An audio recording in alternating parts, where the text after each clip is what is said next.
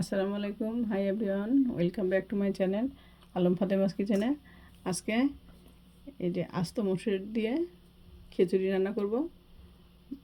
অনেক ঠান্ডা পড়ছে, মনে হচ্ছে ঝাল ঝাল কিছু খাই, তা মনে হলো এই খিচুড়িটা মনে হয় ভালো লাগবে। তো আজকে রান্না করছি, এই যে মসুর ডাল দিয়ে দিলাম, এই যে চাল দিয়ে দিলাম। এই যে বন্ধুরা, এখানে চাল ডাল সুন্দর করে আমি পরিষ্কার করে ধুয়ে নিছি। আর এখানে রসুন, কাঁচামরিচ, পেঁয়াজ আর তেজপাতা। চালটা দিয়ে দিলাম, প্রেসার কুকারে রান্না করব, তাহলে তাড়াতাড়ি হবে রান্নাটা।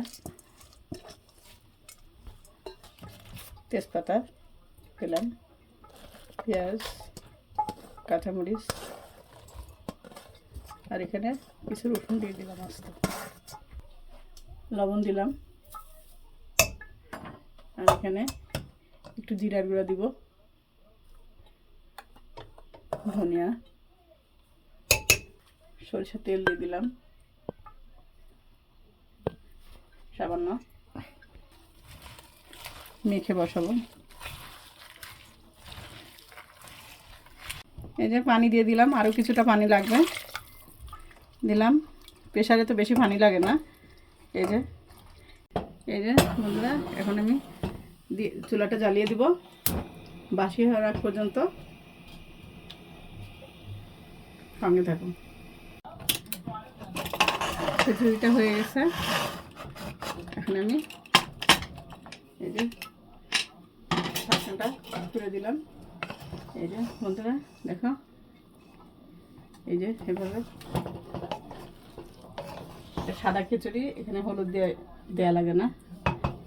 আর এদিকে আমি মরিচ পোড়ায় রাখছি, সেটাও এই যে মরিচ পোড়ানো হয়েছে বন্ধুরা, মরিচ ভর্তা হবে এখন। এই যে এখানে আমরা মরিচ নিয়ে নিছি, আর এই যে পেঁয়াজ কুচি করা হয়েছে। এখন একটু লবণ দিব, এই যে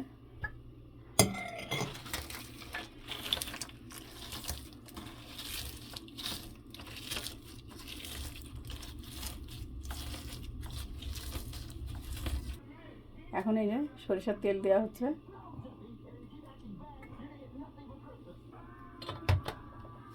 এখন সরিষার তেলের সঙ্গে মরিচটা সুন্দর করে ডলে এই যে পেঁয়াজ নিয়ে নেওয়া হলো। এখন আমি এখানে একটু খিচুড়ি তুলে নেব।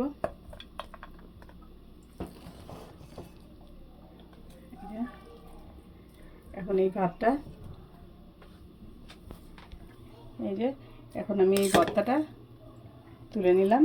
পরিমাণ মতো যা লাগবে এখানে তুলে নিতে হবে বন্ধুরা। এই ভাতটা তোমাদের কেমন লাগে কমেন্টে জানাবা।